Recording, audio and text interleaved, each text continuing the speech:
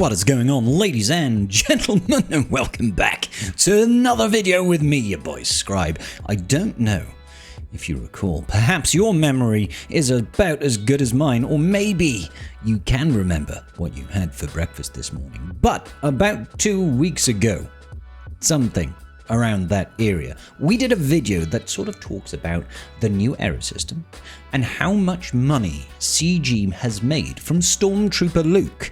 And I want to take a moment now to see, with the arrival of IG-90, has the player base curved off? Have we dropped spending after the initial excitement, confusion around Stormtrooper Luke and how to error level? Has it dropped? Has it stayed flat? Or has it increased? Let's find out together, you and I. Let's go. First of all, a wee bit of context over here. When I did this video just a couple of weeks back, we were looking at Stormtrooper Luke, and I want us to remember a couple of figures here.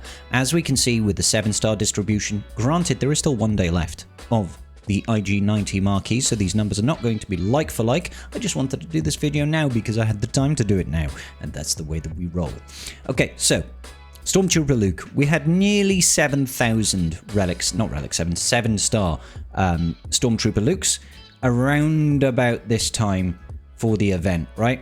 We went over how much money it would cost. There's no real direct comparison here because people that have whaled on previous Stormtrooper Luke are obviously going to have it a lot easier leveling up their IG-90, and a lot of the early levels are completely skipped when you get IG-90 because of the way that they've designed the leveling system, the error leveling system in particular. So about 7,000 7-star Stormtrooper Lukes. So let's quickly go ahead and jump on over into IG-90s. Now, I believe when we were looking at this for the Stormtrooper Luke, there was about 440,000 Stormtrooper Lukes and only 395,000 currently IG-90s in the game, which means we have probably seen, you know, like a 10% drop.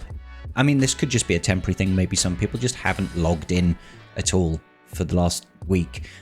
That does happen to some people. People are obviously really excited when big new drops come to the game. They obviously really want to look at the new content, check out the Coliseum. It comes as no surprise to me that we've had a bit of a drop. There are people that come and go from this game, right? Whenever we get big news drops like this error leveling system, like the Coliseum, we're obviously going to have an influx of return people or people using their alt accounts and that sort of thing, and that is going to drop off rather sharpishly after the event still ends. Around 400,000 units though is still a pretty good amount of unlocks. I will say, once again, there is still a day left on the Marquee for IG-90, so the numbers that we'll go through in a second are not going to be like for what we had for Luke. So we can see over here, there are 2,591 7-star Lukes, 7-star IG-90 compared to what we saw for the Luke, which was around about 7,000 figure, I want to say. Yeah, just below that, 6,890 is what we saw for Luke. All right. Now, if we were to also add in a number of people that would probably have this 6-star going to 7-star tomorrow, we could probably see a little bit more of a comparable figure come out of this. Obviously, a lot of these are all going to be bumping up and, you know, lifting up as people finish that last day. They'll probably get that last star, etc., etc., just because of how the Marquee structure works. So, for example, on my main account over here, this is not my main account, this is my alt account. On my alt account, I'm able to get this extra 5 shards per day. That's managed to get me up to 4 stars. By the end of this, I'm not going to be going up to 5 stars, but some people have pushed to 5 stars. They'll get to 6 stars at the end of the Marquee event. People that went to 6-star day 1 will get to 7-star at the, well, with tomorrow's drop, essentially. So we are going to see those numbers lift up in the next day, basically. So the next part we looked at, we wanted to look at the gear level of these characters. Now, as a little bit of a recap, ladies and gentlemen, when we're looking at gear levels for error-based characters, it is essentially translating from their error level. So when you look at the error level of a particular unit, you have to take into account what does that mean in terms of gear. So my free-to-play account over here has got a level 19 IG-90, which translates to gear 5 right now. But you know, my main account is somewhere in the 30s, I want to say, about 35, which is the equivalent of Gear 8. In order to get to Gear 12 or Gear 13, Gear 12 is error level 65, Gear 13 is 75. All of this 100% is absolutely required for you to spend money in the game. All of those accounts over there, you can see with the Luke, we had 889 Gear 13 or Relic Lukes at the time, and I think there was only a couple of hundred that were at Relic 2 and a couple of hundred at Relic 1, which requires like error level 90-ish, somewhere around there. So let's go ahead and check out what does that look like for our good boy IG90. In this new world, this is the surprising... Well, I suppose it shouldn't be too surprising, actually. We've actually got more Gear 13 characters. Now, the reason this shouldn't surprise me, I suppose, is that one, the leveling system is a little bit easier with IG90 in the game. We've got a little bit of an uplift in those early levels, right? Two, anybody that did whale on Luke to get to, you know, those relic levels are going to have a much easier job getting IG90 up. But you would think that, conversely, we would have a higher level on Luke's. So I am going to have to check the current figures for Luke instead of like 1 week of Luke, just to cross-reference to see how that actually falls out in the end. But this number being higher is still quite surprising. Still quite surprising. You know, we have got a significant number. We've got like a good 20-30% uplift in actual IG90s at Gear 13. And yeah, a lot of those, twice as many R2s, and about the same number of Relic ones, probably because they're all getting pushed up just a little bit in that respect. This is really surprising to me, but I suppose it shouldn't be too heavily, like I said, because of how the error leveling system works. You level up one, such as Luke, and it becomes easier for the second one. We've also had a longer time to work through Conquest. People are getting higher levels, so it's easier to push up to those higher error levels, but it still takes a surprising amount of money invested in the game for us to even hit that. So let's go ahead and cross-reference and see how many Lukes have we got at gear level 13 now. It was 800 when he first released, or a week after his first release. Let's check it out now. Yeah, so now we've got 1500. So the number of Lukes that managed to hit it into the relic levels, which requires like error level 70, 75, that's doubled pretty much, nearly doubled in total count. So it kind of plays into that whole, you know, makes sense that the longer Luke has been around, the more higher error levels that he has. But people are still whaling, guys. People are definitely 100% still whaling. We have got about 60-70% of IG90s all at the same rate at which we've got Luke. I wouldn't be surprised at all if we looked at the numbers for IG90 in another week from now. We are probably going to see a similar trend, with those numbers constantly going up and up and up. Now, I wouldn't be too surprised if lots more people start to get it to gear 12, because as time goes by, we are going to be skipping up those levels. So when we got IG90, for example, he went straight to 15. Stormtrooper Luke started at level 5. I fully expect next week, or week after next, sorry, when we get Yoda and Chewbacca, or Choda, the Chode, in the game, he's going to start at like level 20, level 25, something like that, right? And then we'll get enough materials and we will start performing better in the higher tiers of Colosseum, because we'll have more units to actually use, and it will slowly tick over and we'll slowly start to level up and level up and level up. It's an interesting take by CG. What they're basically doing is they have put our leveling progression essentially on rails. They've said, this is the exact spot at which you should be at.